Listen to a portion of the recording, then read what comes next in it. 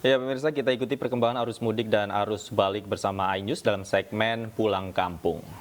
Dan pada Hari Raya Idul Fitri 1444 Hijriah, Presiden Joko Widodo memutuskan untuk sholat Id di Masjid Raya Syekh Zayed Solo, Surakarta.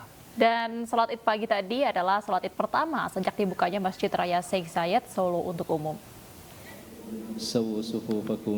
Presiden Joko Widodo melaksanakan sholat Idul Fitri 1444 Hijriah pada pukul 6:30 pagi tadi. Orang nomor 1 di Indonesia ini melaksanakan sholat Id di Masjid Raya Syekh Zayed Solo, Surakarta. Tampak juga mendampingi Jokowi calon presiden dari Partai PDI Perjuangan, Ganjar Pranowo. Dan sholat Id pagi tadi dipimpin Kiai Haji Agus Ma'arif. Khutbah dibawakan oleh Khatib Kiai Haji Abdul Karim Al-Hafidz. Dan ribuan orang tampak turut serta sholat Id berjamaah di Masjid Raya Syekh Zayed Solo.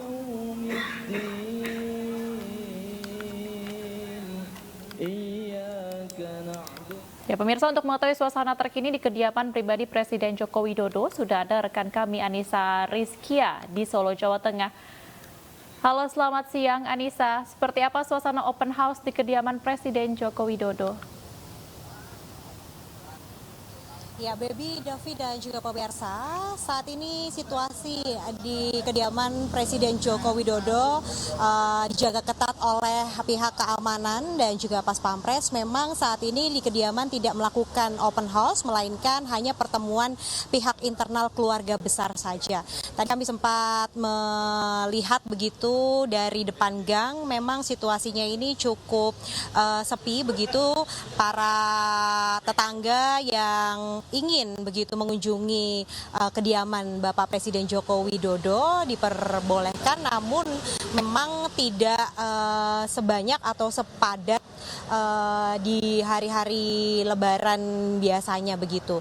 Dan memang kalau saya bisa gambarkan kepada Anda pemirsa, tempat saya melaporkan saat ini yakni di depan gang Jalan Kutai Utara. Rumah Bapak Presiden ini sekitar 100 meter dari tempat saya melaporkan, dan memang pihak awak media pun hanya bisa melaporkan atau mengambil gambar dari depan gang, tidak diperkenankan untuk mendekat ke arah kediaman. Dan menurut informasi memang tadi pagi keluarga besar Presiden tengah datang dan juga melakukan pertemuan internal ini sekitar jam 8 pagi usai melangsungkan sholat Idul Fitri di Masjid Syekh Zayed Solo, Jawa Tengah. Kemudian adapun agenda nantinya ada kunjungan dari sejumlah tamu, diantaranya yakni Bapak Kapolri dan juga Bapak Menteri Pertahanan Prabowo Subianto yang rencananya akan hadir pada pukul sekitar 1 siang nanti. Baby dan juga Davi, selain itu juga informasi yang kami dapatkan, keluarga besar Joko Widodo rencananya juga akan berkunjung ke Labuan Bajo, namun kami belum bisa memastikan jam berapa nantinya keluarga akan berangkat dari kediaman dan siapa sajakah, apakah seluruh anak-anak dan juga cucu turut ikut berkunjung ke Labuan Bajo atau hanya Bapak Jokowi dan juga Ibu Iriana. Kami akan terus memantau dan juga memastikan informasi dan juga mengupdate-nya kepada Anda. Namun sebelumnya saya kembali ke studio, saya ingin pantun terlebih dahulu. Makan nasi, lauknya ikan, minumnya jus buah naga. Jika ada salah mohon dimaafkan, selamat berkumpul bersama keluarga. Demikian laporan dari Solo, Jawa Tengah. Saya kembalikan kepada Davi dan juga Baby yang ada di studio. Baik, ke Bekasi lanjut ke Jogja. Terima kasih Anissa Rizkia atas laporan Anda langsung dari kediaman Joko Widodo di Solo, Yogyakarta. Selamat bertugas kembali. Selamat bertugas kembali Anissa. Ya, memang perayaan Idul Fitri merupakan hari yang dinanti sejumlah narapidana di balik jeruji. Tak sedikit narapidana mendapatkan kemenangan berupa menghirup udara bebas karena mendapatkan remisi.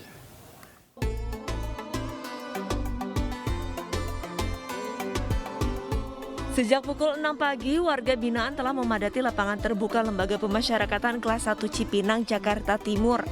Kegiatan sholat Idul Fitri 1444 Hijriah diikuti ribuan warga binaan serta para pegawai di lingkungan lapas dan kanwil Kementerian Hukum dan HAM DKI Jakarta. Para warga binaan melantunkan takbir, tahmid, dan tahlil sembari menunggu pelaksanaan sholat Id. Sementara itu, di Lapas Salemba, usai menjalani sholat Id sebanyak 555 narapidana dari 3.270 mendapatkan remisi. 30 dari 555 narapidana mendapatkan remisi khusus 2 atau langsung bebas. Mereka yang bebas pun langsung sujud syukur sebagai tanda terima kasih kepada Allah karena bebas di hari raya Lebaran.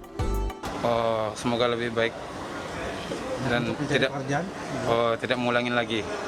Ya, semoga kita bisa mendapatkan yang lebih baik. 30 orang. Jadi total yang mendapat remisi pada tahun ini 1444 Hijriah, tahun 2023 Masehi sebanyak 555 orang. Yang langsung bebas itu sebanyak 17 orang. Yang kemudian yang 13 orang lagi harus menjalani subsidi.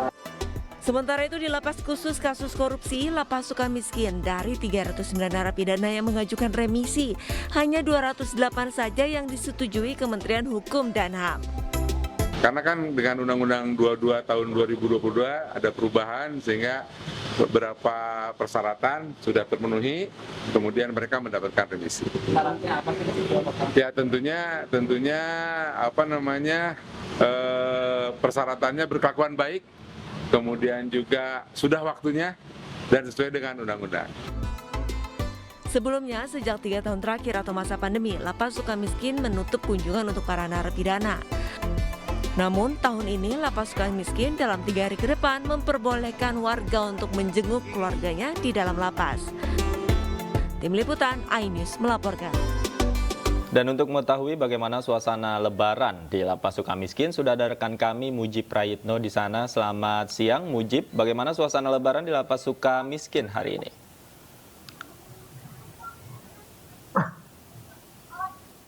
Mujib, silakan Mujib.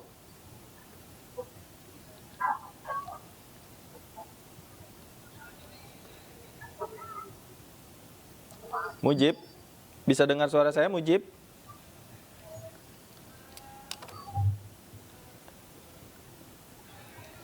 Mujib? Yap.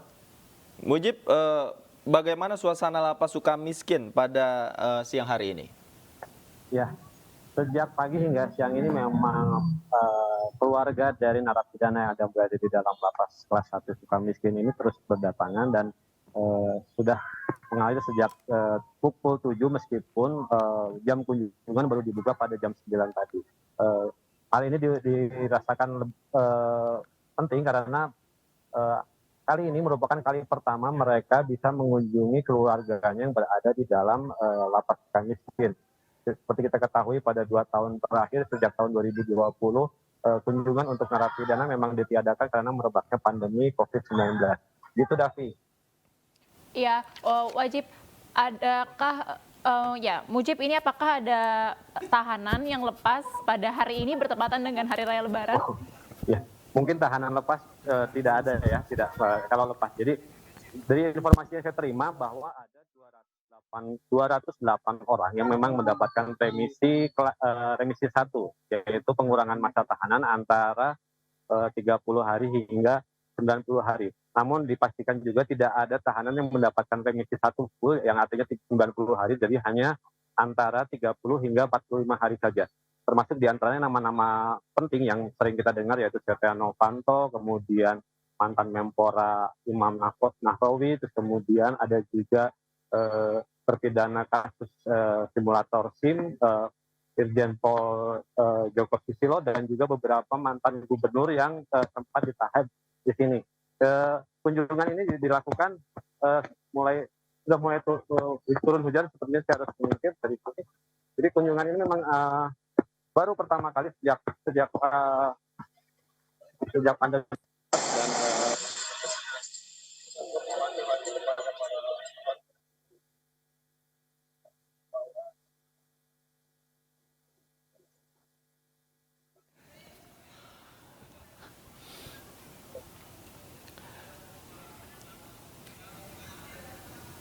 Ya, baik. Kami mohon maaf pemirsa karena ada gangguan audio bersama rekan kami Muji Prayitno melaporkan langsung dari Lapas Sukamiskin, Bandung, Jawa Barat. Pemirsa didampingi jajaran Forkopimda serta OPD di lingkungan Pemkot Semarang, Wali Kota Semarang, HV Arita Gunariati Rahayu menggelar pantauan mudik di sejumlah lokasi di Semarang. Ya, pantauan dilakukan guna memastikan keamanan dan kenyamanan pemudik di Kota Semarang.